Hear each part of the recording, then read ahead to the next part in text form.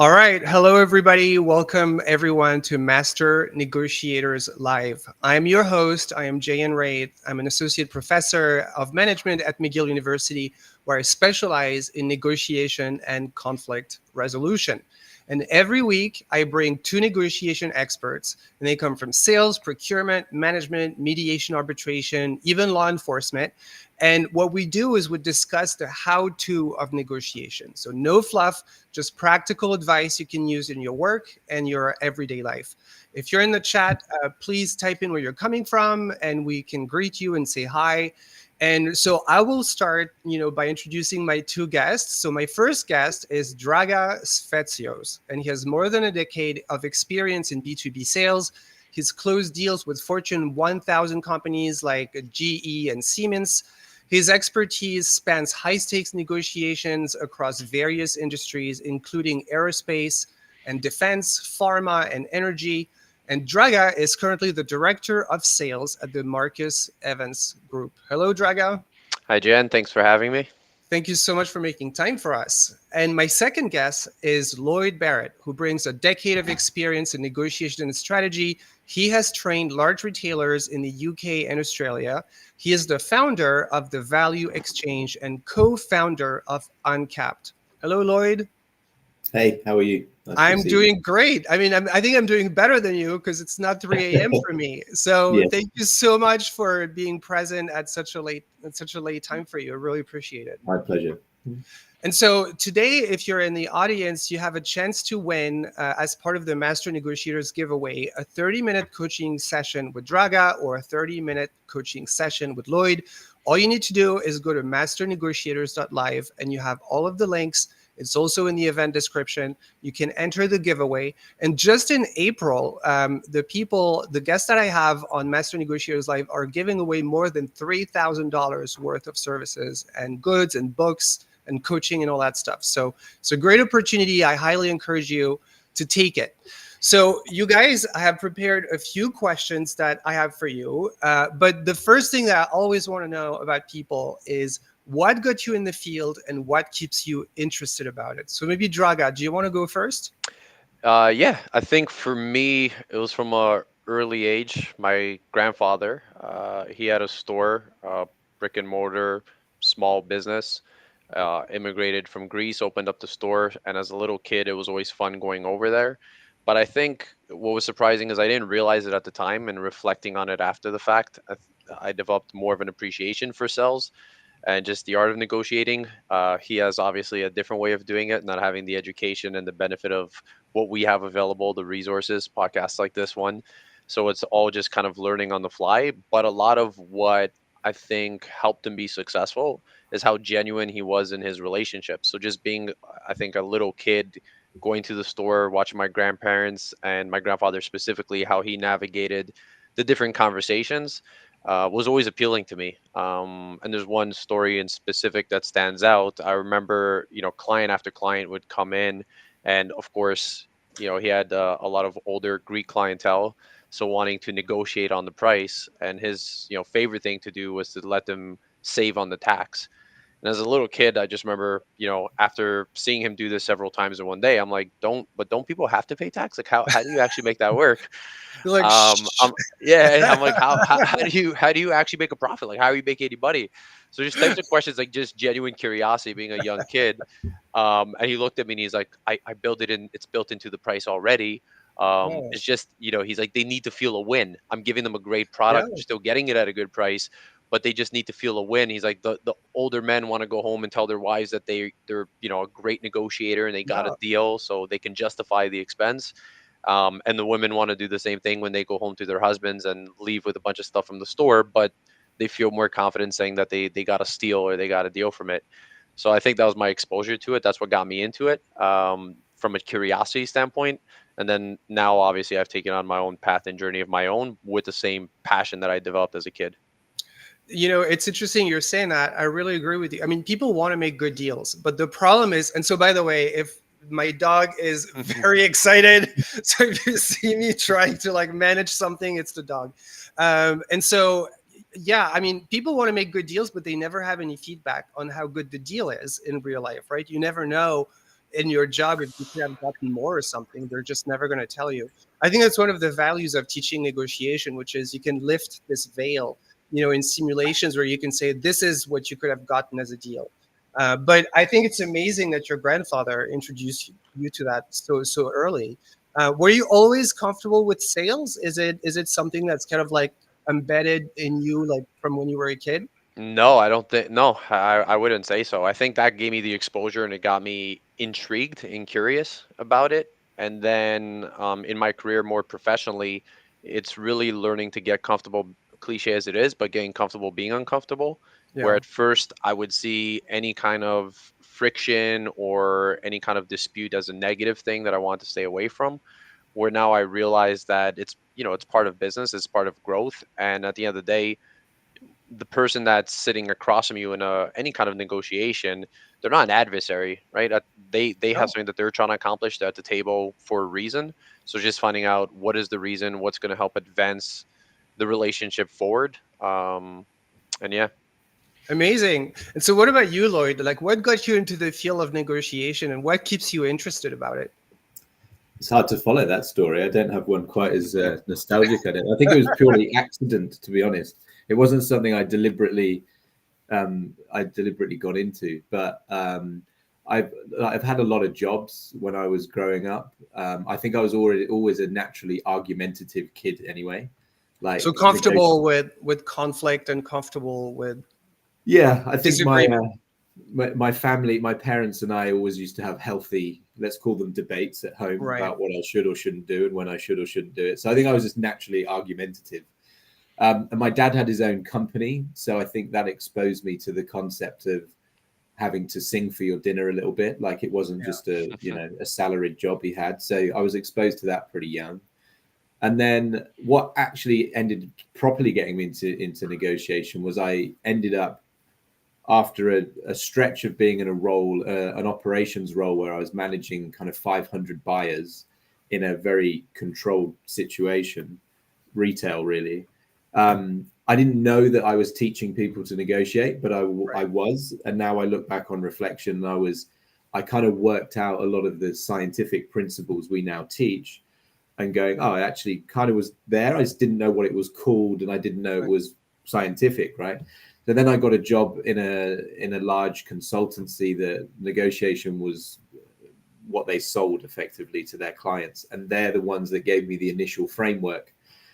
And from that, I just went down a rabbit hole because I was fascinated about why people do what they do and what is this mysterious dark art that we call negotiation, and all this research. I didn't even know it existed. So once you're in and you start looking at Harvard's papers and all these other papers and books and hundreds of books that are out there, I was hooked, and I just kept going and trying to work out more and get under the surface of it. And then even to the point now where I've kind of come up with my own methodology and models that I've worked out really from thousands of hours of observation and teaching and involvement in large deals, really.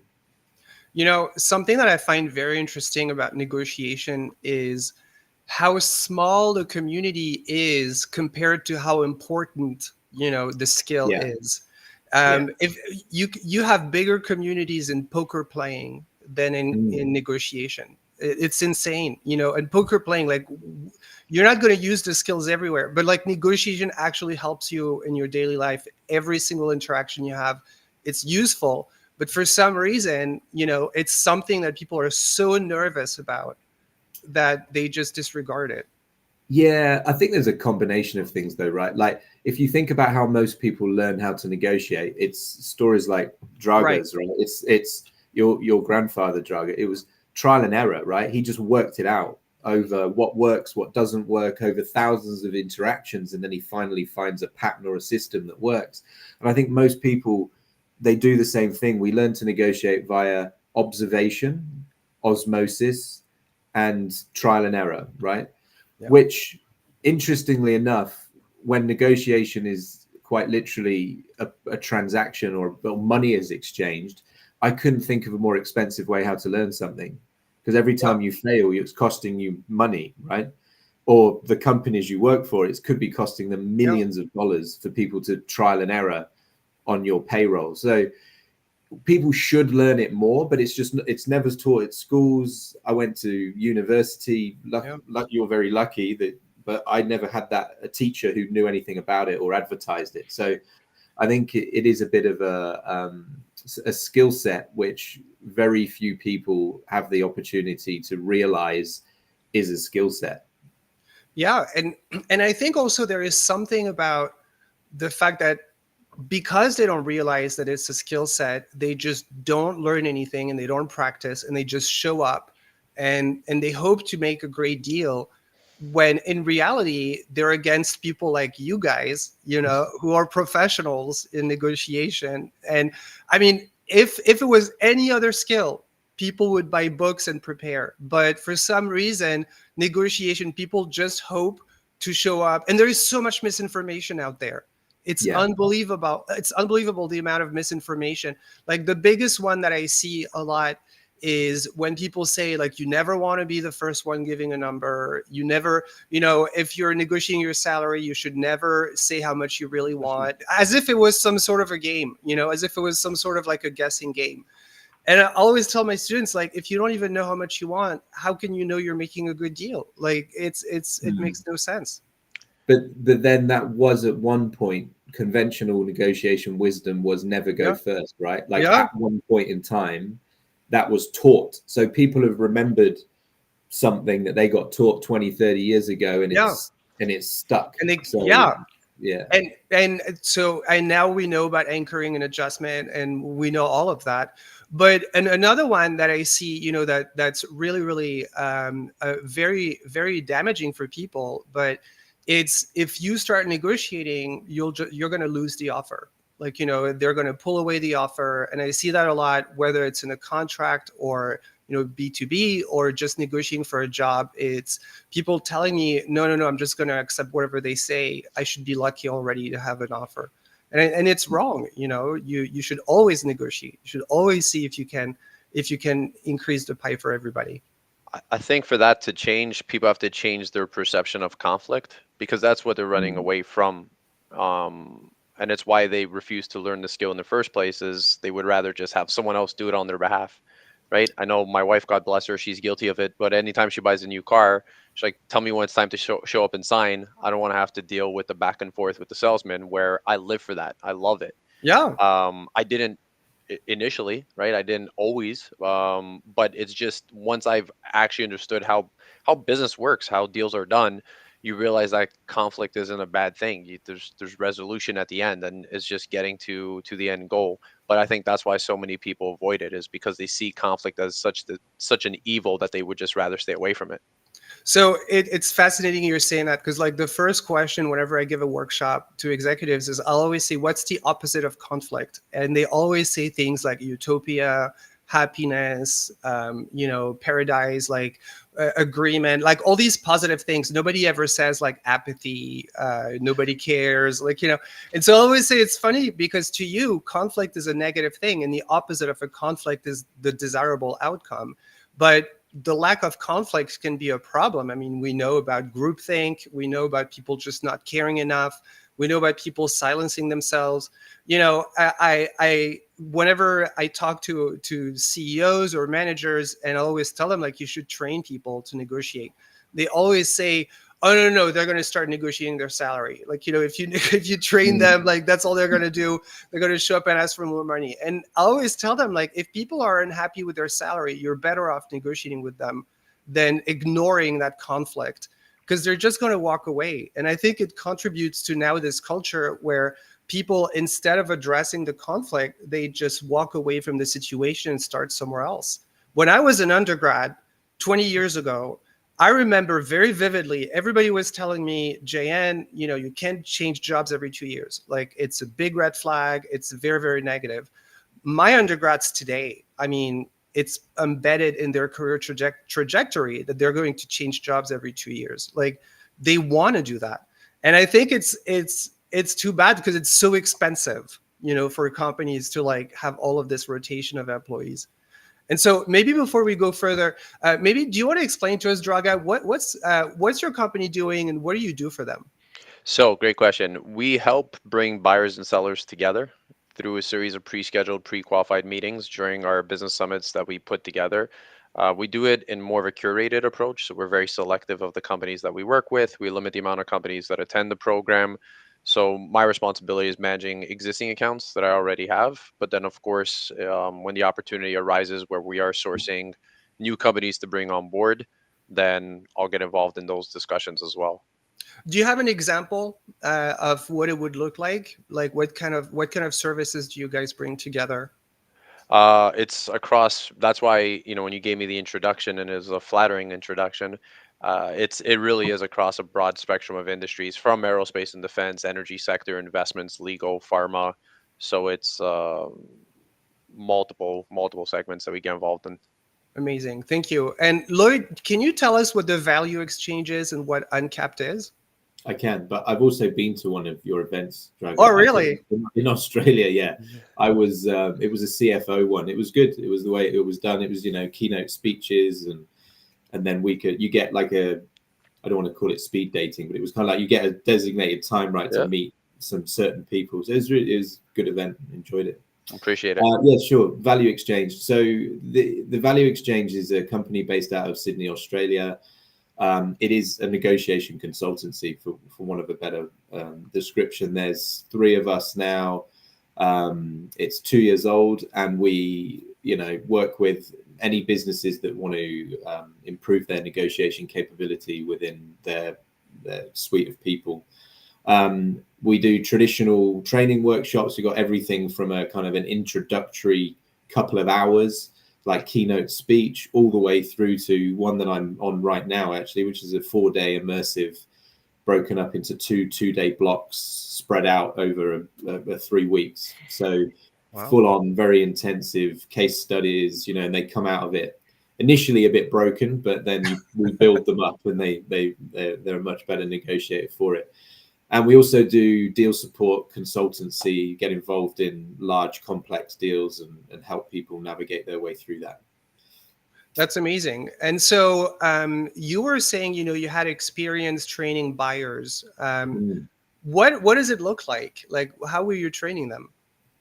So all of the workshops can be very much tailored to whatever the client needs, from a timing perspective and numbers perspective. But traditionally, what we like to do is go really under the microscope. So it's full immersion, 8 to 10 people per workshop over multiple days, video cameras. You do case studies, you film them, you put it back on the big screen, you take them through, you point out their body language, how they could have verbally maybe given something away that they weren't meant to. And it's the case studies are specific to the business and the client. We kind of write a lot of bespoke cases, so it feels real for them, right?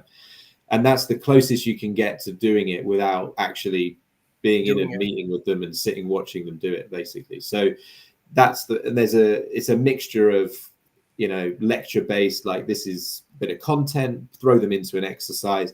The funny thing is about this is you can spend a little bit of money learning to negotiate, or a lot of money, right? The courses we do are obviously reasonably, well, I don't want to say expensive. They're reassuringly expensive, right? Because there's a lot in there. And you could read a book, but there's a difference between intellectualizing the concept of negotiation, and I throw you into a real negotiation where the stakes are high and your lizard brain, chimp brain kicks in, and everything you heard goes out one ear and you just react, right? So what we're trying to do is train not only the rational cognitive part of someone, but also how they operate under pressure. Because when you're under pressure, the gloves come off really, and everything's different, right? It's interesting. Even in controlled environments, I organize the McGill negotiation competition every year. And every year I have participants, who know it's a negotiation competition. They know there are judges. They know not everybody's going to win. And I still have people who get upset, actually emotionally upset. Freak out. Yeah. Yeah. And you're thinking, you knew what you were getting into. It's a practice round. You're observed. You're not always going to be the winner, and it doesn't change. It's kind of like this. this force within them that just makes them freak out. Do you have a piece of advice for people, like on how to try to stay cool-headed in a situation where they might freak out? Yeah, I mean, there's a great book that I advocate. It's by a British guy called Professor Stephen Peters. It's called The Chimp Paradox. Yeah. And it is a very simplified model that he's created that talks to you about, there's actually three, if you simplify it, right, there's three parts of your brain. There's your frontal lobe, which is you, Right. who you think you are day in, day out, your rational brain. There's your chimp, which is your amygdala, right? Your oldest part of your brain. That's the one that freaks out when they feel under the microscope, under pressure, like they're being scrutinized. Or that's the wild chimp comes out when they see it's maybe a competition and they want to win, and that emotion is driving them. And then there's your computer, which is where you store all of your programs, your memories, everything, right? When you are in a pressured situation, your chimp tries to take the driving seat. Yeah. And if you're not careful, your chimp is leading the situation. That's where you get people go, oh, I just lost it, right? Yeah. But what did you lose? Yeah. You know, they lost control of their frontal lobe, and it's a biological thing that happens. So the more you make people aware of this concept, then the more they can be in control when they start to lose control, because they're aware of what's going on. And you need to make them realize that it's not your fault, because what happens is the blood supply when you're stressed actually moves from your front lobe to your amygdala, right? It becomes like fight or flight, right? It's just a fight or flight response. It's biological, right? So it's not your fault, but if you're aware of what's going on, there's techniques you can use to calm yourself, like just a deep breath. Yeah. That is enough to trick your nervous system into thinking that, okay, I can start to regulate myself. So it's a bit, the SAS use box breathing, which is your 2 seconds in, 2 seconds hold, 2 seconds out, 2 seconds hold. So there's techniques that are out there that can calm your nervous system as it goes into what is effectively shock. And that's when people freak out. So giving them some tools to calm themselves. And sometimes it's as simple as going, I need a second. Let's take a break. Let's I'm going to go get a coffee, something like that. It's interesting because it does make sense, right? That we have this issue as people, because when you think about it, dinosaurs, had fight or flight. They had that embedded into them. But modern society that requires negotiation, it's very recent. It's not even thousands of years. It's not even 100 years. When you think about people all being in an office tower, that's like 50 years, and we have millions of years of evolution with fight or flight. And so I think, it's normal that people get upset because it's so deeply embedded in who we are as people. But I think, I agree with you. Every single time in a negotiation or even just a human interaction, I've reacted, instead of really thought about what I wanted to say. I've always regretted it, even when sometimes it was the right reaction, because you feel like you took a risk, you got upset or you got excited or whatever, and fight or flight is such like it's such a simple response, but to a complex problem. The problems we have in negotiation are so complicated. Fight or flight can never be the answer. It's never sophisticated enough to deal with just the nuances of modern situations. I couldn't agree more. And I think that unfortunately, I used to wear it as a badge of honor when I was younger, that I didn't need to do any preparation for a meeting. I could just walk in and talk my way out of it. Right. And I prided myself on the fact that I thought I could talk my way out of any situation. I look back now at how naive that was, because without preparation, you just over talk. You say something that you later regret, as you pointed out. It's preparation is the ultimate key to not freaking out, really. Yeah, and I think it's a misconception that a lot of people have, which is when they're thinking about negotiation, they're so focused on the actual meeting, and they don't think about that like 90% of the work should be done in advance. Like, it's not, you shouldn't just arrive at the meeting and then try to figure it out, And I think, it's something that I'm sensitive about, because although I have met people who are naturally talented negotiators, most people aren't. Like, most people are not naturally talented. Otherwise, they'd do it. No one is, to be honest. Like, they might be good at a nuance of it. Yeah. So, Draga's grandfather was great at that particular interaction, but maybe if you threw him into a very complex multivariable software deal, that wouldn't be his comfort zone, right? So he'd be a little bit out of his comfort zone, and then maybe he would be, Draga. I don't know. No, not maybe. I don't take it as I agree fully with what you're saying. Not that. That's why I was saying he didn't have the benefit of education. That's why I prefaced it with he didn't have the benefit of the tools, the resources that are available to us right now. So I couldn't agree more with what Lloyd just said. And it's frankly, knowledge is power, in the sense that if I go into a negotiation with a mechanic, I always tell people all the time, like, I hate going to the mechanic. That's the one environment that you're going to put me in where I'm extremely uncomfortable, because I don't know anything, right? If he sits and he's like, yeah, I need an oil change, but he tells me my catalytic converter needs to be, I don't even know what that looks like. Like, he could hold up the funnel for the oil and I'd be like, oh man, that looks really bad. I probably do need to change this thing. And he's like, yeah, and it's $1,100. I need my car for tomorrow. I'm stuck, right? I'm in an impasse, because I have to he has the knowledge, I don't. But to Lloyd's point, if I go into that prepared and I know, I'm not going to become a mechanic overnight, but I go in knowing as much as I possibly could into the conversation, chances are I'm going to have a lot more leverage and sway in that negotiation versus going into it completely blind and thinking that, I'm a slick talker, or I'm good at improvisation, so I'll be fine. I think that's nonsense.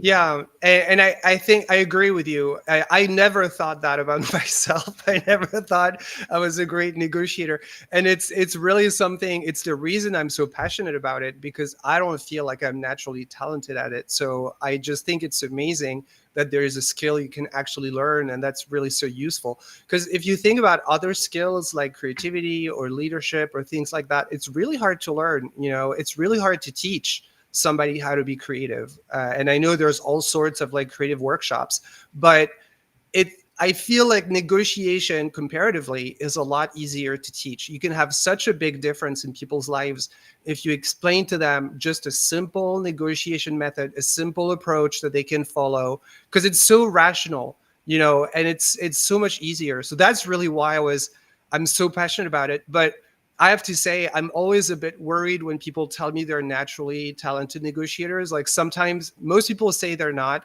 but sometimes people tell me, oh, I'm a great negotiator. And I'm always a bit worried. I've had that a few times. And it's a bit of a, oh no moment. Yeah, what do you mean? Like, what do you mean the by self-awareness is lacking, perhaps, in that particular instance. Like, because if you look at the Dunning-Kruger effect. Exactly. The people with the least knowledge are the most confident, right? Yeah, and then you don't know. The ones that are like, oh yeah, I'm brilliant. I've never read a book. I'm a natural. You're like, oh God, okay. It reminds me, because I think one of the best examples that I give of the Dunning-Kruger effect is when Donald Trump, and I'm sorry for the politics, but when Donald Trump ran for president in 2016, he was saying everywhere, oh, I'm just going to change Obamacare. We're going to like privatize it all. Like, we're just going to change it and make it better. And 2 years or 3 years into the job, people were like, so like, where is it? Like, where is your new Obamacare? And then he said, which I thought was like so amazing, he said, who would have thought that Social Security was so complicated? And everybody was like, everybody thought that. Like, everybody knew it was complicated. Just you, you thought it was easy, and that's why you thought you could change it. But everybody with half a brain knew it was a very, very complicated deal. And so when people tell me, oh, I'm an excellent negotiator, I'm always a bit worried, because we have to agree first on what is negotiation and what's an excellent negotiator. But a lot of times what they mean is they're good at getting great prices, or they're very assertive. Like, they talk about a little bit of it, but not the whole thing. Normally they mean that they can haggle. Yeah. Like, they can argue, right? Like they are prepared, because I think, to your earlier point about conflict, people thinking it's bad, most people who label themselves as a great negotiator are assertive, right? They're good at being maybe dominating their position. So yeah, you've got to take it with a pinch of salt. But because there's an array of different types of negotiation, then for somebody to have the full suite, the full skill set of being able to deal with, a great negotiator could go to Istanbul and haggle in the market and get a great price on a vase, but then they could also walk into a Microsoft merger and negotiate 100 variable negotiation and build a long-term relationship. And a great negotiator is a chameleon in that they can do both, right? Not just one. Yeah. And so we have a question in the chat from somebody, Adam Griffin, who's saying, could you speak to the negotiating clock and how you have seen that change over your career? Are you familiar with the negotiation clock? No. What's the negotiation? There's various models, right? But there is one that a company uses that is around a clock face. So there's different models, right? But effectively, it's a model that says there's loads of different types of negotiation, as I was just alluding to. What I've boiled it down to now is that there are 4 main types, right? That start with your most transactional. I think Harvard would call it, your capture deals, where you're trying to capture value. So if you think about it, in any situation, no matter how complicated, no matter how posh the suits are and how big the boardroom is, a negotiation is actually an exchange of value, right? And there's only so many things that can be done with value. You can grow it, you can share it, you can protect it, you can destroy it, or you can divide it. That's it. Like there's no more things that can happen. So if you can look under the surface of the facade, right, of the act that somebody is giving you, because it's possible for me to be really collaborative with you, like I'm trying to create value with you, and I can use words like partnership and long-term and all this stuff, but what I'm actually doing is hammering your price down. So I'm actually capturing value off you or taking it away from you. And that's, your average procurement person will come in and that's their job, right? They wield the hammer and they will go, yeah, long-term relationship, bang, give me a discount. So I think it speaks to the different types or approaches to negotiation and making sure that the value exchange that's occurring is matched to your strategy. Because if I want to come in and I want to build a long-term relationship with you and I'm focused on creating value, as I say, and you come up against someone whose job it is to capture value off you, then my strategy doesn't marry with theirs. And I'm probably going to end up on the losing side of that negotiation if I'm not careful. So you can capture value, you can divide value, you can create value, or you can optimize value, or you can destroy it. So those are your options, really, and that will set your strategy up for success. Right. No, that's a very, very interesting point. And I think, one of the biggest problems a lot of times people have is they don't add enough variables to their negotiation. And so they're just really focused on capturing as much value as possible. I always say, like I have a bunch of aquariums and vivariums in the back. And since I was a kid, I've always had a lot of them, and I always buy them used for some reason. I don't buy them new, but I almost never negotiate the price because the prices are so low already. It's people leaving the hobby a lot of times, and so they want to get rid of it. But I always negotiate delivery because I don't have a car, and if I have to rent a car, it's going to double the price of how much it costs me. But to me, that's a great way of creating value for both because, I'm not that sensitive about the price. It's fine for me to pay the price they're asking for, but I'm very sensitive about delivery because I just don't have a car. But I think a lot of times it's an issue that people have is they just focus on this one variable and they try to capture as much as possible. Yeah, true. And I think B2B negotiation is an interesting one because often the deal gets carved up into what fits into their particular role or their department, right? So I might be part of one department having a negotiation with you. And then you could introduce delivery, for example. And I'm like, no, it's logistics. It's nothing to do with me. It's not my P&L. I don't care, right?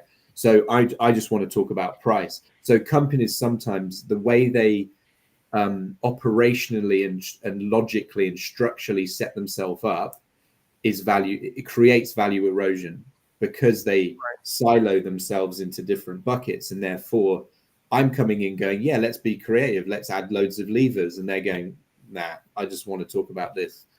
And sometimes you have to resign yourself to the fact that it should be value creation, but due to circumstances outside of my control, it's actually value capture, and I need to put a different hat on for a moment. Right. That's where I think preparation can almost work against people sometimes, where they're coming into negotiation prepared with an end goal in mind and not willing to be flexible, because there's process and then there's common sense. And I think that starts from a top down, right? Because if you're not training your team, your reps to ask probing questions, to ask just to ask the right types of questions. If I'm selling the aquarium to JN, I may blow up the whole deal thinking that it's all about, my goal is to stick to the price of the aquarium and it's a fair Right. deal and to hell with the delivery. Or if I could just ask a few more questions, I realize, you know what, we're getting a good deal on what he's paying for the aquarium. He's not trying to negotiate on that. The delivery is a small price to pay. We already have a few other deliveries on the same route, and we can miss out on a client because we're just so stuck with our quote unquote process and game plan. So I think game plans are important and preparation is important, but you also have to understand that it's not necessarily going to go the way you had planned from the beginning. Yeah, you have to be flexible. Like you have to be flexible and understand. And going back, so you guys have great examples, but going back, to your example, Lloyd, about, I just care about the price, delivery is like logistics. It sounds as well that it could also be like a way, right, to just get a good deal, because at the end of the day, maybe logistics can help you out on something, and then, you can help them out on something else. Yeah, which is what happens, right? Like, I deal with large retailers, and one of the problems of a large retailer is complexity and the lack of visibility across their organization. So some of the smaller suppliers have managed to weave their way through, and they have 8 different relationships with 8 different departments, and Yeah. nobody knows. So they lose money in one department, they just come over here and get some more value from another department, and they end up either better off or the same. And the retailer's like, oh yeah, we got them, but they didn't at all, right? Because they don't have the cross-functional visibility of what's going on, and it's a hard problem to solve when you're a massive organization. Yeah, it's really, so it's so interesting you're saying that, because it's something that I actually take great advantage of at McGill, which is that it's so segmented that, if you try to get everybody coordinated, it's very, very hard. So I just don't do it anymore.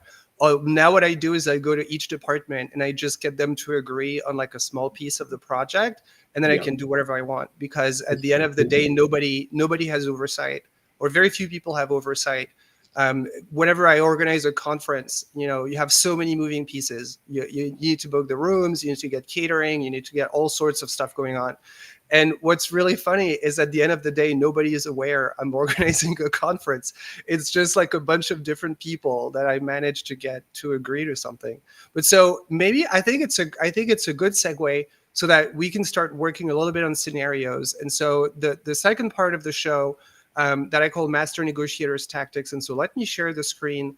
So we have it, and we're going to share it this way. But basically, I've written a few scenarios, and I want to use them as starting points for you guys to tell me how you would approach that situation. And so the goal is really to provide kind of like concrete advice of, if you were faced with that situation, or if somebody you knew was faced with that situation, how would you approach it? And so the first one that I wrote is negotiate the renewal of an annual service contract with a long-term client who is looking at the competition. And so it happens a lot. You have a customer and you thought they would just renew the contract, but now they're telling you they're trying to use a little bit of leverage, and they're telling you they're going to use the competition. They're going to look at the competition. So how would you guys approach that situation? How would you tighten that relationship with the customer and minimize your chances of losing it? And maybe Draga, do you want to go first? Sure. Look, first of all, I like competition because I think Right. that there's value in contrast. So I never mind competition. I don't think of it as a bad thing. I like to shop around. I like to look at different options. I think Yeah. any responsible buyer is going to go through that process. Now, where I don't like to make assumptions, I think there's a few fair ones we can make. If someone is a long-term client, they've obviously gotten value, and more importantly, value in terms of ROI. So if they've received ROI, there's a pretty good chance that our services have already paid for themselves. But ultimately, I would want to start off with a question I love to ask people is, if you're looking at the competition, right, and you're sourcing other vendors, why aren't we dead in the water? Why isn't this an immediate no, Right. as far as the renewal with our company? Yeah. And then if you just pause and shut up and give them a chance to explain, they'll tell you a lot of what you need to hear, right? Because if they were truly flirting with the competition and they're 1 foot out the door, they're thinking about leaving, why are they at the table in the first place? There's something that's keeping them Right. engaged. And we have the leverage because we're proven commodity. If they've worked with us before, we've gotten them results, we're proven commodity. The competition, again, chances are it's a bit of an unknown, unless it's someone that they've worked with in the past and they're thinking about revisiting.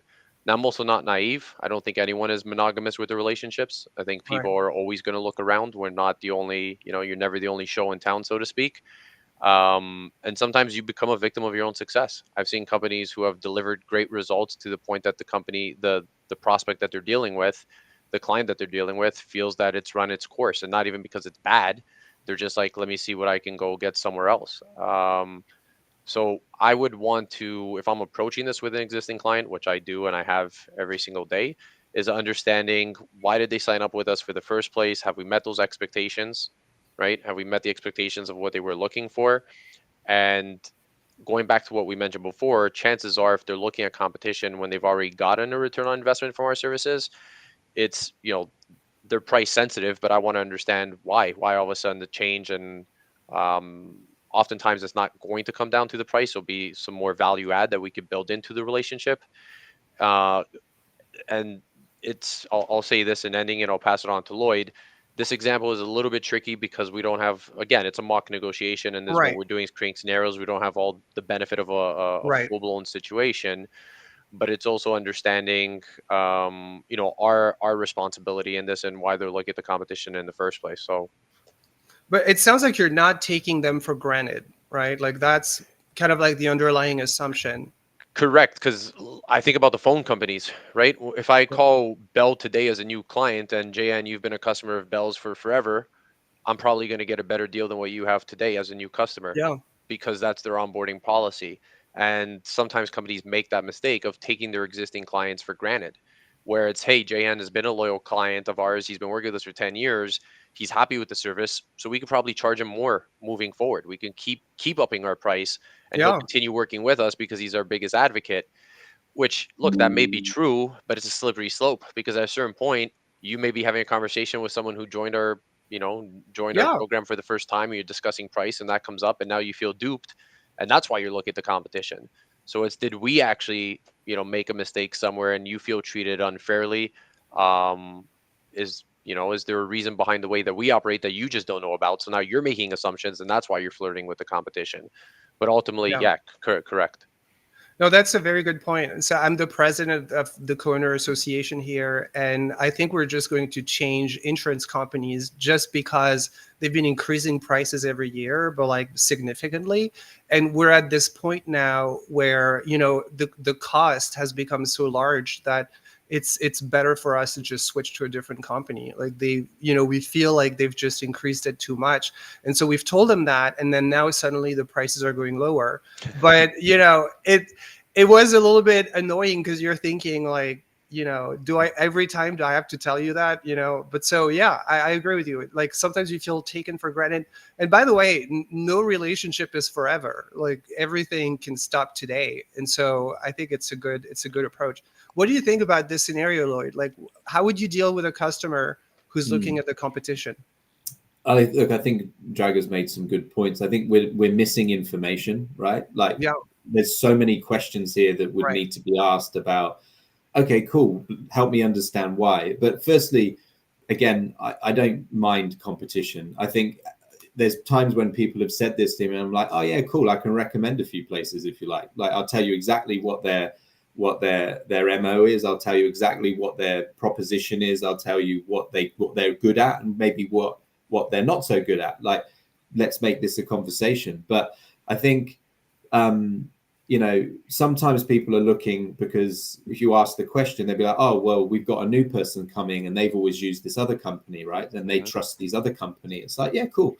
Give us let's go into a situation where you can directly compare the two of us. And I'm happy to go toe to toe with them. And if they provide a better service that's better for you than I can, I have no problem with that, because there's always going to be natural attrition within your client base, right? And I don't think you should ever be terrified about losing a customer. Obviously, you don't want to, and if you can keep them, great, but don't be terrified to the point where you drop your trousers to keep them and drop your prices, and because all you're going to do then is impact your proposition. And there is plenty of other people out there who will buy your services off you as well. So I don't think there should be fear, like linking it back to what we've already talked about. Don't let your chimp come out because you're like, oh my God, I'm going to lose them. How do I keep them? So yeah, questions would be where I would start here. Like, what's going on? Like, it could be a governance process. I've had that before. Oh, our new, chief procurement officer says we have to do a tender every year or every 2 years. So we need to go through this process. I'm like, okay, cool. Let me help you. Let me help you, guide you on what you should put in a tender. And then you can compare everything on that. And then ultimately, if you do that, I've been involved before where I've actually helped write the tender that I then took a part of. And it was basically geared up for me, right? So there's a lot of ways in which this could go from this point, but the next phase is prep, right? What do we need to know that we don't already know? Right, absolutely. And so we have some really great comments in the chat section. And so from Mark Mira, competition is a natural part of any renewal process. Even if they love your service, every now and then you should kick the tires to the market. I really agree with that. And I see it, in my work life as well, where at McGill, for example, like when we need to pick a provider, we can't just select one provider. We have to go through some sort of a public offering and all that stuff. And so also don't set, and he's making a great comment, don't set bad precedents for tomorrow to save a client today. And so maybe you guys, when do you know when to walk away from a relationship like that? Maybe Draga, how do you know when to walk away? Yeah, I think when it's becoming apparent that they're using competition as leverage in a what's the word that I'm looking for? Because again, I agree with the comment as far as, even if you're happy with the service, they have a responsibility to look at the competition. When it's getting to a point that you're realizing that there's nothing that you can do to save the relationship, even from a pricing standpoint, where they're just lowballing and it's all becoming about price, that's not a good client to have anyway, right? Because you have nothing to gain from it in that Right. perspective. So I agree with what Lloyd said. I welcome the competition. I'll walk them through the competitors. Chances are it's my responsibility to know who the competitors are, what they offer, and they're not going to be able to bring any novel information to me in the first place. So I'll be able to cross-reference what their competitors are going to bring to the table versus what we do. I'm going to show that I value the relationship, but it has to be reciprocated. And if they feel that they're going to be happier somewhere else, it's like any relationship. Because at the end of the day, Jan, I think it's when you think about it, when a company's trying to onboard you for the first time, if they're looking at a competitor that's trying to earn their business for the first time, they're probably going to be able to offer them the sun, the moon, and the stars to get them onboarded and to bring them over and to steal them away. Which at a certain point, you have to have a breaking point. It's up to you to decide what that breaking point is, and you need to know your business well enough to say that's just it's conditioning the client the wrong way anyway. Because even if I keep them on board, they're just going to be a pain in the ass where they're constantly going to be asking for something else and constantly threatening to leave. So that I don't think anyone is going to be happy in that situation anyhow. What I seem to understand from what you both are saying is you need to be really aware of your value proposition. Like, you need to be really aware of what you're bringing to the customer, and maybe fight back if they're really talking about substitutes. Like, is it really a substitute? Can the competitor really offer the same level of service that you're offering? Because it's really rare that the service would be exactly identical in a competitor. Does it resonate with you guys? Yeah, maybe it's hubris, but I wouldn't say fight back. I would say, look, my job is to educate, and that's the sense that I Right. got. Lloyd, I don't want to put words in your mouth, but that's your approach, right? It's look, go to a competition, read a book, get resources that you feel you could do it on your own, or you already know the value of what we have to offer. I know the value, my clients know the value, my future clients are going to understand the value and going to benefit from our services. So if you feel it's in your best interest to walk away after everything I've just shared with you, I'm comfortable. I'm going to Yeah. live well with that. And there's probably a good chance that that company will come back to you after utilizing the competition and realizing that the results aren't there. And unfortunately, in most cases, it ends up costing them more money to come back on board after the fact. Right, because like cheap comes expensive, right? Like that's always the issue in Montreal, and you know that Draga, we have this huge issue of snow removal, Uh, in the winter. And something that I've learned, I think the first year I took over in 2018, the building is to not cheap out on snow removal because then you have literally everybody is stuck in the building and can't leave, in the winter unless you have a reliable service that actually shows up and removes the snow from the entryway. But yeah, I mean, cheap comes expensive. And sometimes, we focus too much on price and not enough on the quality of the service because you can go really low in quality. Yeah, that's the Trojan horse though, right? Like I can win a customer by stripping out all the value and appearing to be cheaper, right? And this is, you don't want it to become a race to the bottom, because Right. a buyer's dream is that they set up a competitive dynamic and they just watch two, Yeah. three, four companies just plummet the price down, and then you're actually, by dropping your prices like that, you're ruining it for everyone because you're resetting the base of Yeah. what that service is now valued at. And value is a perception, right? So if somebody can do it way cheaper and it's close enough, then there's always going to be some idiot that can do it a bit cheaper than you, which is why you need to be able to, as you say, JN, like, what is my value proposition? And as Draga said, what's my walk away? Like, what is the bare bones I'll go down to? And at that point, I will happily walk away with my head held high, and I'll spend time on other customers or acquire a new customer, and they may even be back in a year or two from now because they'll realize that it was a Trojan horse, Yeah. and the price will go up next year, right? So Yeah. And so do you feel like it's a fair thing to say that you also need to select your customers? 100%. Yeah, Yeah. yeah. Like I've had customers. I've done lots of different businesses over my life, and I had an IT company at one point, and I remember that I had not all customers are equal, right? No matter Right. what we're taught. I had one customer who would pay me a monthly fee, but for that fee, they literally would call me 4 or 5 times a day. Oh And I had yeah. other customers who would call me, once a week, and they were paying Yeah. me double. So I was like, hold on a minute, like I've got a problem customer here that I'm the value proposition doesn't marry up for the two of us. It's a two-way street. Like, the value has to go both ways, otherwise it just becomes a parasitic relationship, and you end up resenting mm, the work that you're Yeah. doing with those people, right? It's funny, in a past life before I started working in academia, I actually had an advertising agency in Paris. And one mistake that we made is sales was too separate from production. And we had this issue where the sales team was making deals that just were not sustainable. And it would create so much friction because you'd be thinking like, how are we supposed to deliver that? And then the customer in the end thinks they got a great deal, but they didn't, because you can never reach the level that they're expecting at such a low price. So what's your advice like for a company to not be in that situation? Maybe That's Draga, do you have a piece of advice? You coming from sales? can you repeat the question? Right. So how do you make sure that the sales team can make an offer that the Right. production team can still deliver? The two go hand in hand, obviously. I think that ultimately, again, without having all the variables, it's hard to say specifically, but um, so you're saying the production team as far as the final product? I just want to make sure I understand the question to Right. address it specifically. Right. So the question, I was giving an example of when I had an advertising agency, and Yep. we had this issue, which is that the sales team was so eager to make a deal, they would accept deals that we just couldn't deliver.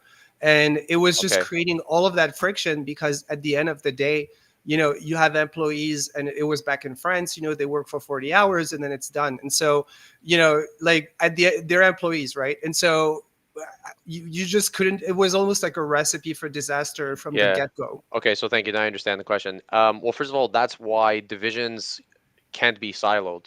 I Right. mean, there's benefit in having divisions govern themselves, right? Where you'll have sales leaders, and you have your production, and you have your operations division, and you have your finance. And of course, you don't want them to completely intersect, but you need communication, like within Right. any team, right? We look at sports teams, that's the way that they operate. When they're watching film, if it's a football team, you have your quarterback's room, you have your defensive lineman room, and everything is so segmented so that they can focus on their individual task. But collectively, they need to come together. There has to be communication, or the product on the field is going to be a disaster. So I Yeah. see it as the same way. The product on the field is going to be a disaster if there's not that communication between what the product, the finished product, and the deliverables, right? Because if sales is making promises that production is never going to be able to deliver on, it's a recipe for disaster. But the only way you're going to get on the same page is if there's communication within the company. So it starts really, I think, internally having proper communication channels and bringing together the silo divisions within the organization to explain, look, this is what we could really deliver on. This we can't. We're limited. And if you make these promises, and you can think about it as any company. If it's a company that you talked about snow removal, right? If you have a Yeah. snow removal company and the person is trying to get you on board, and like, hey, Jan, we're going to be there 6 times a day, and the Yeah. drivers just are unable to meet that schedule, Yeah. you're going to be disappointed if they show up 4 times a day, which would be impressive. So Yeah. you have to. I prefer to under promise and over deliver. So it's all about managing expectations. But if you're not communicating that as a team, that's when you're going to run into trouble. That's a really good point. And if I can add to that, something that I realized very early on when I had this company is how much of a mistake it was to give services for free, because it attracts people who literally don't value your service at all. Like, they literally value it as zero, and they're so demanding. Like, it's crazy, like the expectations that they have. So for you, you feel like you're giving them a favor, but for them, they're like trying to squeeze you as much as possible. So in my advice to somebody who is starting a company is, although it can be tempting to say, I'm just going to do that for free for a few months, and then that will get me customers, like, nothing says these people will be willing to pay you in the future. And also there is this psychological aspect where they're really squeezing you. Have you noticed that as well in your life, maybe, Lloyd? Yeah, for sure. Like, people don't value something that is given away for free. There's loads of research on that, right? So like, it's, it can attract the wrong people for sure. But I think if we just linking back to what you said previously with your sales and operations team, it sounds like from an outside perspective, you might have had a KPI problem. Right. Like, the sales guys were incentivized on sales. They had no accountability for the delivery, right? So they've got their bonus check and they're happy, and away they go. They're off into the bar on a Friday night, and it didn't impact them in any way, shape, or form that operations couldn't deliver until perhaps it was too late and it got brought to their attention. So I think how you incentivize different teams cross-functionally is super important for making sure that communication, therefore the service, can marry up with the expectations. And if your service doesn't marry up to the expectations you're setting, you've got a major problem, right? Because all of a sudden you can have dissatisfied customers. It's a great point. I was recently advising a consulting company that had this exact problem, where the consultants were incentivized by how much business they were bringing in, but the production was all shared in a pool. And so everybody could just use people in the pool to like produce. And there was this person who was the biggest seller, but was actually by far the biggest user. She was just using all of the resources in the pool, because she had figured out that if she was selling a lot for very, very cheap, she could inflate her numbers, but it was at the cost of everybody else. But just, I agree with you, because of the way the incentive structure was made. You had to like dig into the thing to really realize what was going on, because it was, on paper, she was doing great. Yeah. But in real life, you're looking at how much it's costing everybody. Like, this was not so great. It was very expensive to produce, and she was kind of like really lowballing everybody. But that's a really good point. Okay, so let's do another one, and then we will switch to the third part of the show. Maybe let's talk about this one. So this one is about negotiate a joint venture between your company and a potential partner to collaborate on a new business opportunity. And so, Lloyd, you've created businesses. If you have a piece of advice to somebody who's creating a business with somebody, what should they talk about? Like, what should be things they should be thinking about? If you're going to go into business with someone and be this joined up, there has to be high levels of trust, high levels of transparency, and you have to have some really quite authentic and sometimes quite challenging conversations about expectations, because everything warps over time, right? What is a good deal today, you'll look back at it in 6 months from now and you'll go, oh God, why did I agree that? Because at the lexicon I was viewing that deal through at that time was I was starting a new venture and I needed revenue. Right. 6 months, 12 months from now, I've got revenue. I look back and I'm like, well, that no longer works for me. So I think we need to always be future focused when we're coming into a deal and go, okay, it sounds good now, but let's play this out. What would happen in 6 months or 12 months if one of us, our circumstances changed? So there also needs to be room in the agreement for the agreement to evolve into something different. And that means that we need to have ways, you look at a shareholder agreement or something like that, where there's all sorts of stipulations in there about if we're in a dispute, how are we going to resolve a dispute, right? What's the time frame? If we can't come to an agreement, what happens? Like, how do we break that deadlock effectively? So I think, it's good to go in.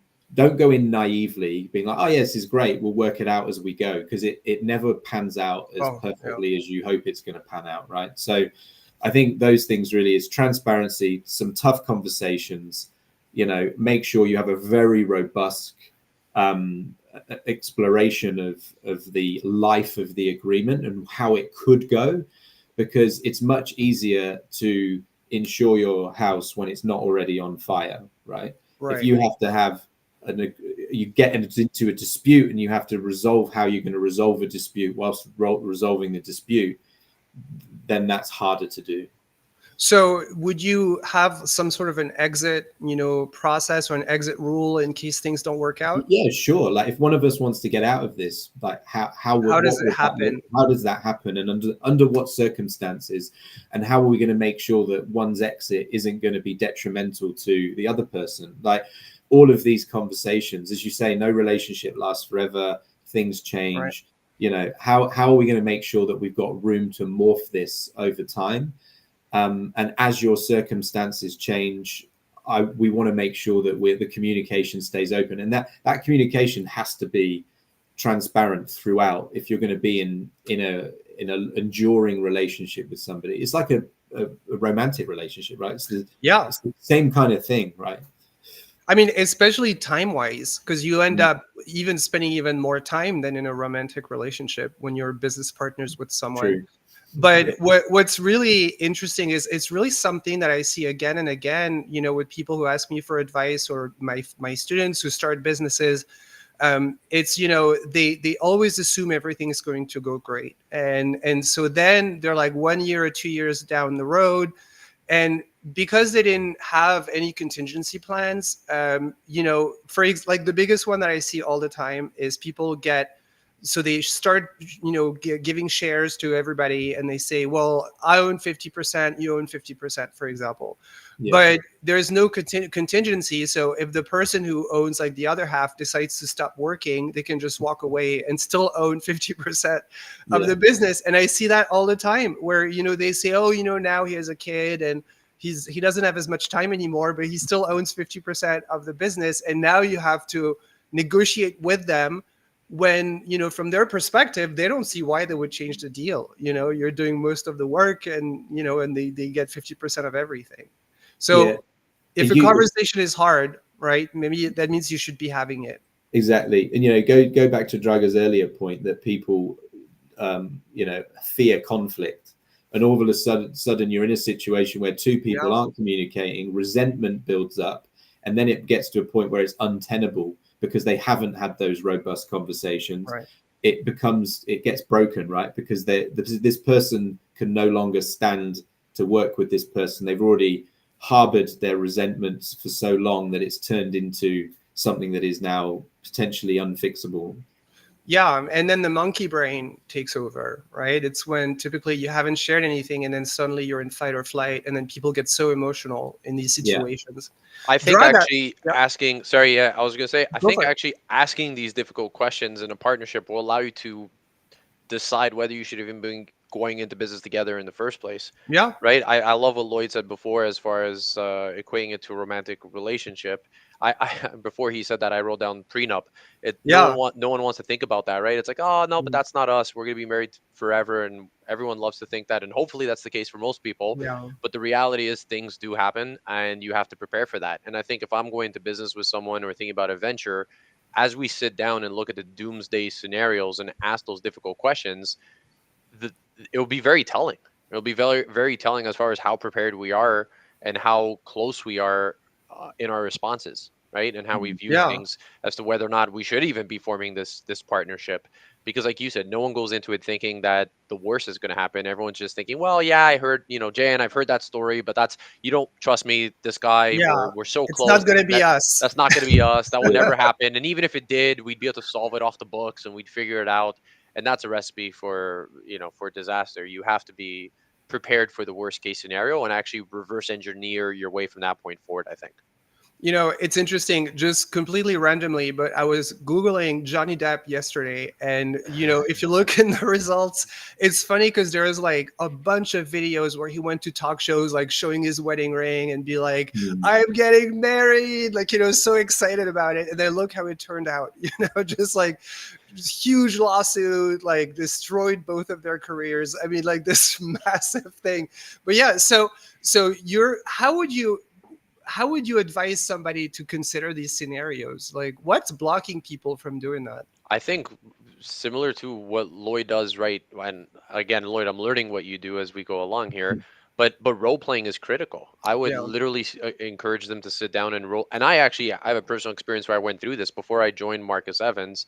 There's a close friend of mine, best friend, almost like a brother, and he has his own business right now. And at the beginning, when I was in college, and he was looking at, do you want to join my business? To me, is the most exciting proposition in the world, right? I'm yeah, like, of course, you're my best friend. We'll be able to work together. We're gonna find a way. We're gonna make money. Your mindset amazing. is my mindset. It's amazing.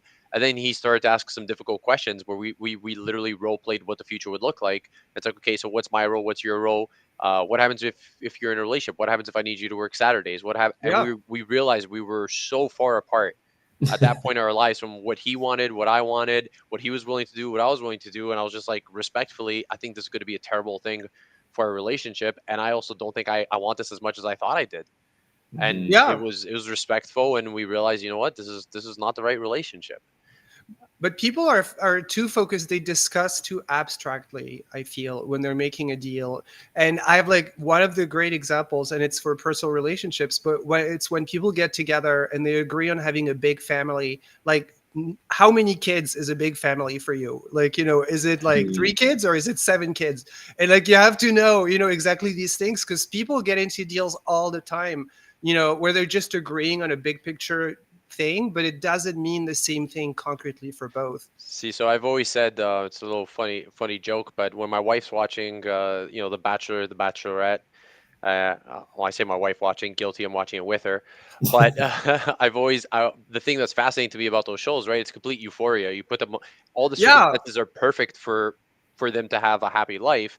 And I always thought it would be a more interesting show if they put a couple together and gave them IKEA furniture to build yeah, at the same time. Which, if you've ever had to do with a spouse, you'll realize how much it will really test your relationship. yeah. Putting furniture together. So I always think it's more interesting to put yourself in a difficult situation and see how you come out versus the perfect euphoric situation. But I feel like a lot of the stories we feed kids are, like all the princess stories and all that kind of stuff. So it's all about leading to the point where they get married, and then it's like they lived happily ever after, and you're thinking, well, that's the hard part. Like, it's to live happily ever after. Like, it's not just one sentence. But for some reason, we assume, right? Like, and we teach people that, if it's meant to be, it's meant to be, and it's going to go great. But a lot of times it doesn't. So let's go and see. Now we're going into the section of the show where we answer Reddit questions. And so I selected a few questions posted on the subreddit negotiation, and I reworded them because sometimes people are not, they're pretty long-winded. And so, we don't want to listen, we don't want to read like pages and pages. But this one, I feel, is something that people a lot of times struggle with. And so the person says, dealing with a customer who refuses to pay invoices for 2 months. So that person says, I'm a digital marketing freelancer with a long-term client relationship. However, over the past 6 months, I've encountered difficulties with receiving timely payments. In fact, for the last 2 months, I haven't been paid at all for the services I've provided. While the client compensates well for the work done, the delay in payment has become a significant issue. It's frustrating to have to remind them every month to fulfill their financial obligations promptly. How would you handle this situation? Any advice would be greatly appreciated. Thanks. Lloyd, how would you handle that situation? It's an interesting one. Again, I don't know the size of business that Right. this person is dealing with, but it's very possible, and I have this myself, is that the finance department is a completely separate division, right? With people I don't know, I've never met potentially, and even there may be some operational limitations on how they pay or the way or governance, right? Like, so I think understanding, first of all, like why are the delays occurring? Like, what is happening? Is there some way that I can make it easier for you to process my invoices? And maybe there's an easy solution to this potentially. I don't know, but there still needs to be a conversation here between who are the people that are ordering the work, because they will be much better at being able to navigate their own internal complexities than you. And hey, and it may get to a point where you go, look, I can't start this next piece of work you need me to do until those invoices are cleared. I'm sure you understand. I'm a freelancer, and cash flow is super important to me. And if you have that relationship with the person who's clearly values the work that they're doing, then you now have an advocate that can help you solve whatever this problem is, be it an operational one or a disorganization problem or whatever it may be. So I think there's a couple of things for me is you could, if they're separate finance, go direct to the finance and try and directly solve, hey, what's the issue? Or you get yourself, or both, right? You get yourself your advocate of the person who you're doing the work for, and you jointly go and try and work out exactly what's going on so it can be resolved. But if you continue to do work for them and they continue not to pay, there's no, they may be unawares that there's an issue, or they may be fine in continue to get work off you and hopefully not care that you're not getting paid, i.e. it's not their problem. You need to make it their problem, right? I'm not going to keep working until we clear this, because it's got to a point where it's now untenable. What do you think, Draga?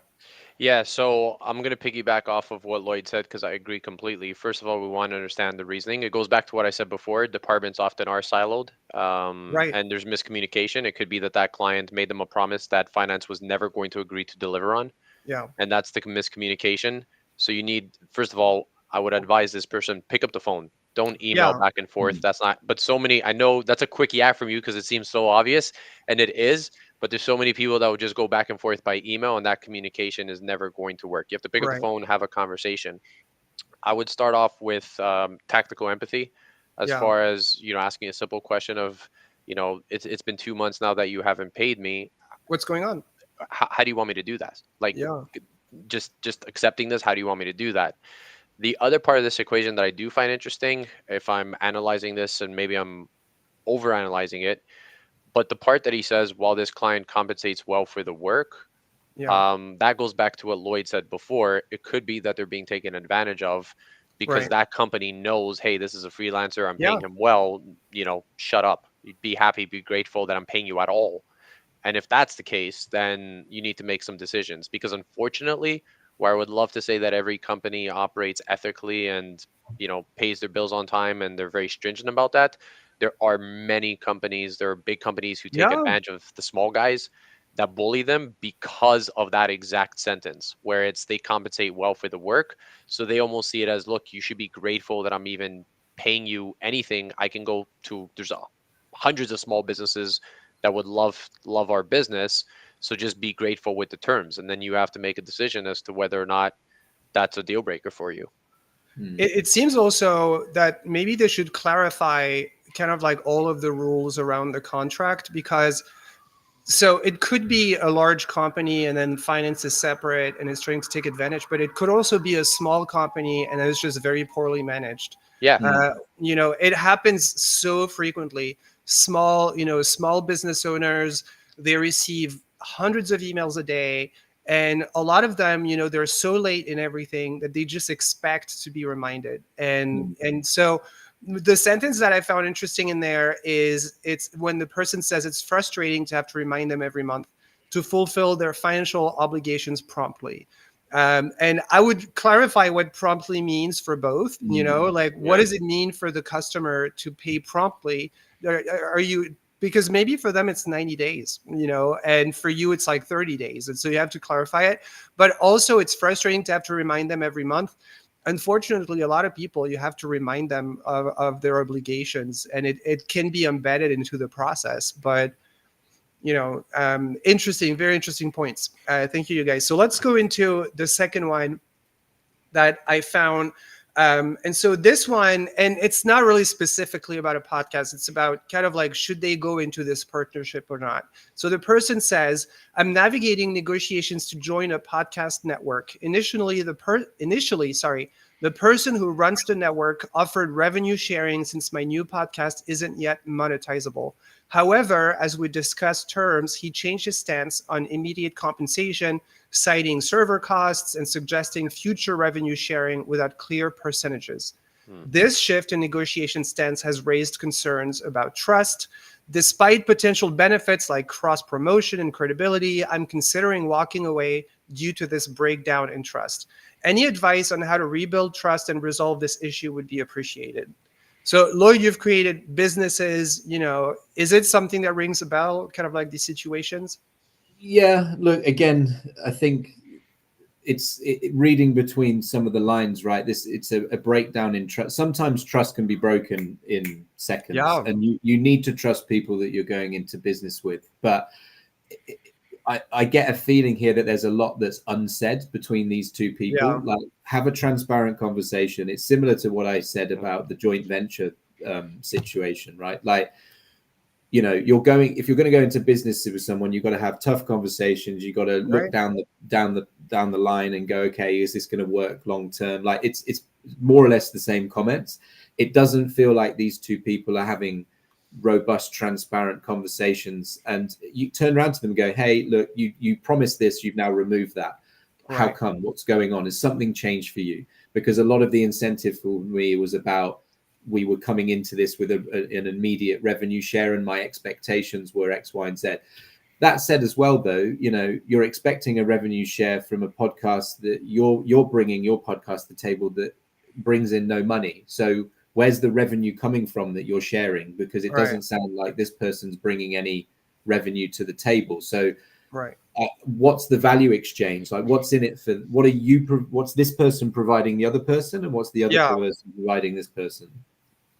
Yeah, I mean, I run a podcast, and although it's desirable to generate revenue from a podcast, it's like 1 in 1,000. I mean, most people just do it as like a side thing.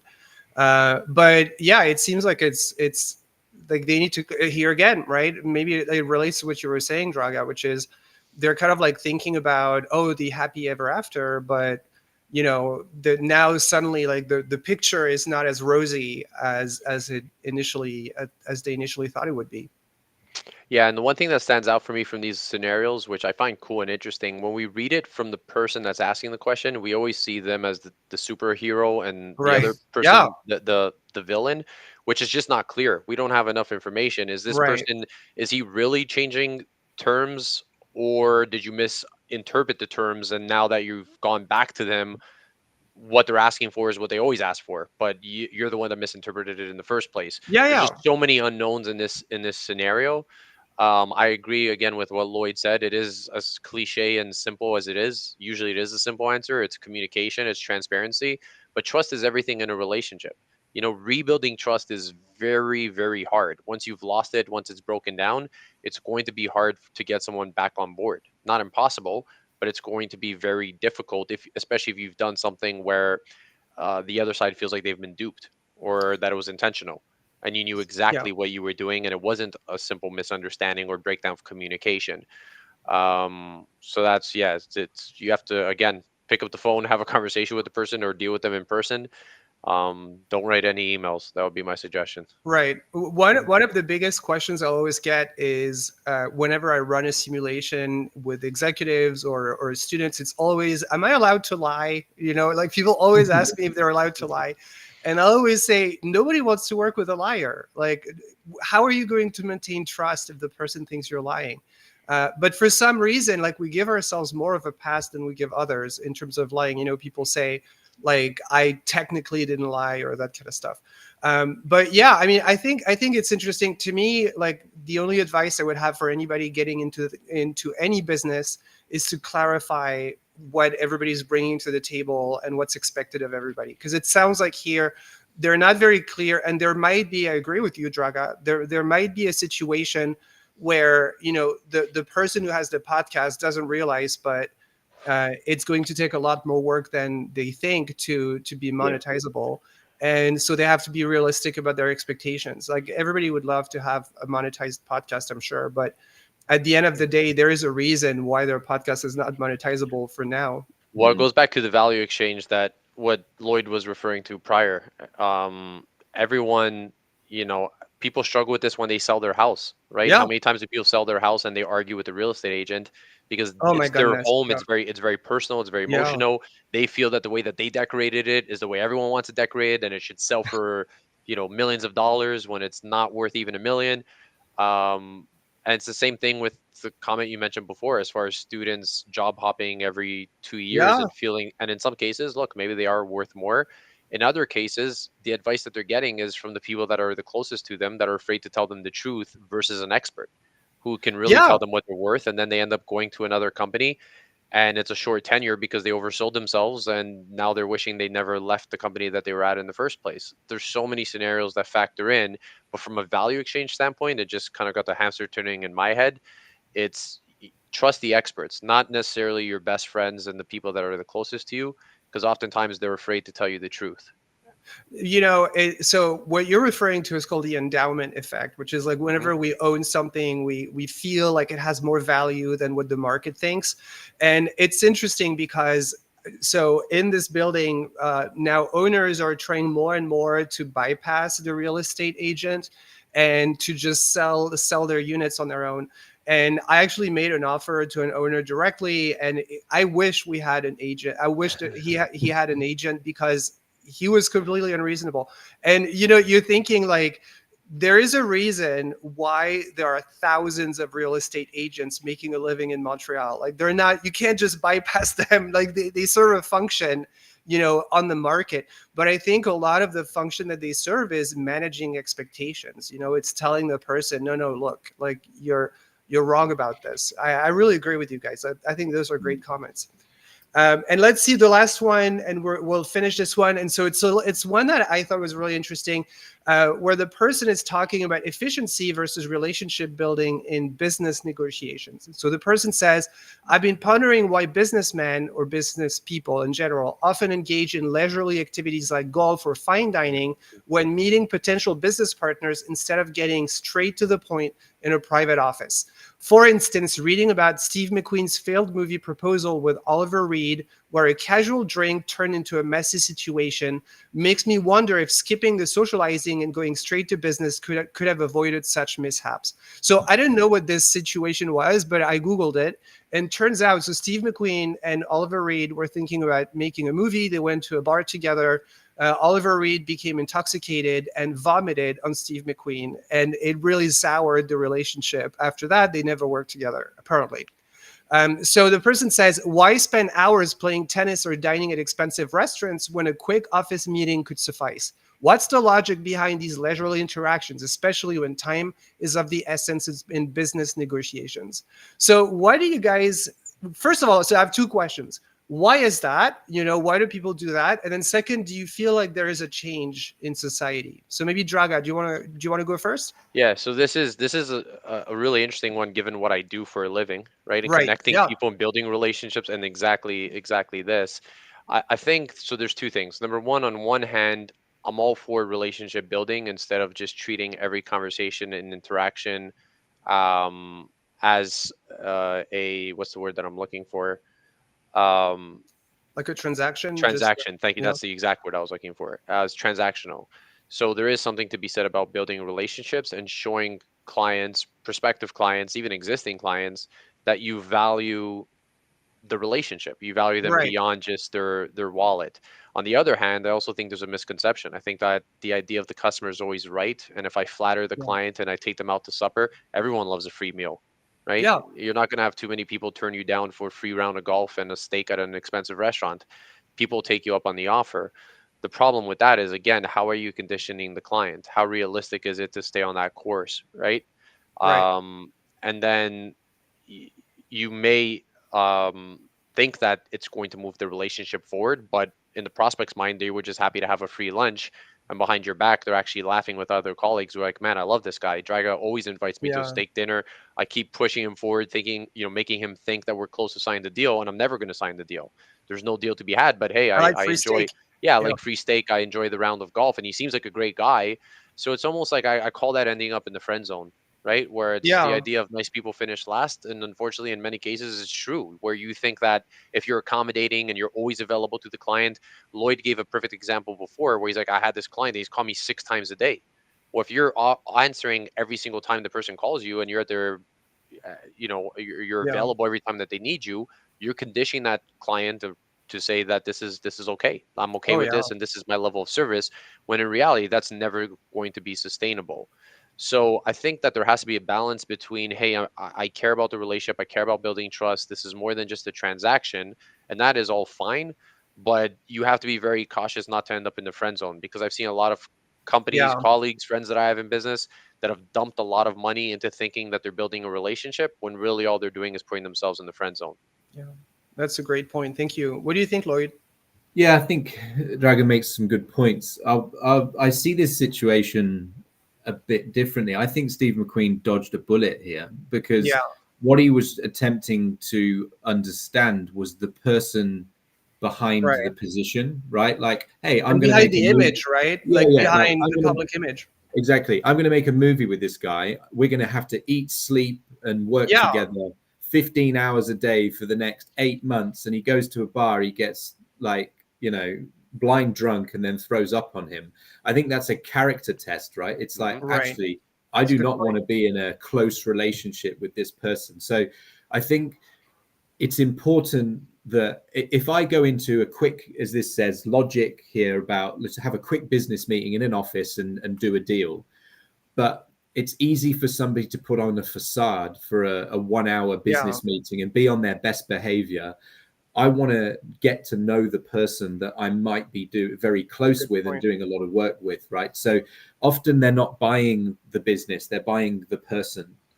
Yeah, So that's a great point. And I think, both of your points are true. And I would add a third one, which is that people do that because it works, in the sense yeah, of, it works to bring people to like a lunch and bonding and all that stuff. I went through the tenure track and I was tenured. And the process from the outside looks so objective, right? You write like 200 pages of 10-year review. You have international reviewers, local reviewers, university level reviewers. Like you're reviewed from every like every angle possible.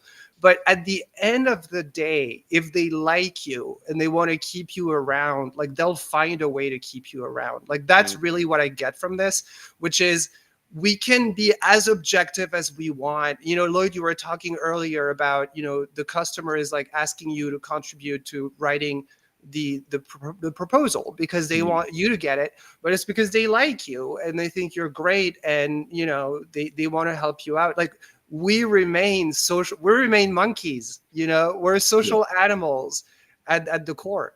Correct. It's trust, it's rapport, right? I've had job interviews with people where I've interviewed someone and they put their best foot forward. I'm like, oh, this person's really great.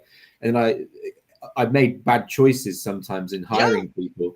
And then other times I've gone, do you know what? That was a great interview. Let's meet for a beer or something like, you know, and then you see sometimes a different side of someone and you're like, not sure about that. That's creepy though, you know? Like, but if I'm going to be working with, if I'm going to like have someone who I'm employing in my business, like a joint venture, I need to know who that person really is, not the facade that they put on for a 1-hour interview. Like, who really are you, you know? So I think, I understand the social aspect. We are social creatures. Trust and rapport are real. There's science behind them. You know, they are currency as well. So the social parts, as long as you don't fall into the trap that Draga has pointed out, where you're like, you know, it's a false friendship or a false situation. You don't have to spend a lot of money to get to know someone, really. Like you don't have to go to, you know, the most expensive golf club and all of that to, if it is truly about knowing the person, there's other ways of doing that without being taken for a ride, I think. But I still think it's very much a part. And I'm not even taking into account culture. If you're doing business in Asia, good luck doing a deal without that part, because you have to be socially validated before they'll even entertain going into business with you. No, that's a very good point. You guys, we're reaching the end of the show. I really want to thank both of you for coming on the show. You know, it's so nice. Lloyd, thank you so much. It's like 4:30 for you. 4:30 a.m. Yeah. That's crazy. That's insane. So thank you so much. Draga, thank you so much for coming on the show. If you're listening to us, both Lloyd and Draga are giving away, as part of the Master Negotiators giveaway, a 30-minute coaching session. You can join on masternegotiators.live. The winner will be selected on Friday midnight. And so Saturday, I'll send you guys the invitation. Thank you so much, you guys. I will see you soon, and let's be in touch, okay? Thank you. Look forward to it. Thank you so much. Have a good one. Bye-bye.